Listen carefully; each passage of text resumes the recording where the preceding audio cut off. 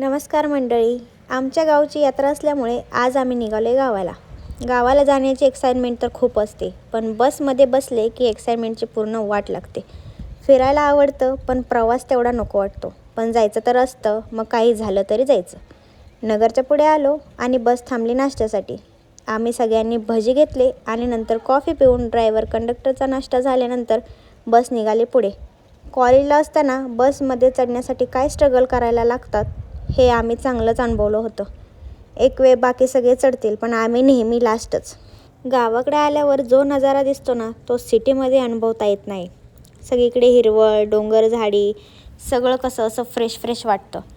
अगोदरच बसच्या प्रवासाचा कंटाळा, त्यात रोडचे काम सुरू होते, त्यामुळे सगळे रोड उकरून ठेवले होते. अर्ध्या तासाच्या रस्त्याला पण 1 तास लागत होता. नेहमी आम्ही दुपारी 3 वाजेपर्यंत पोचतो, पण आज चक्क 7 वाजल्या. पोहोचल्यावर घरचे आले होते न्यायला. गावाकडच्या वडापावची जी टेस्ट आहे ना, ती बाकी कुठेच येणार नाही.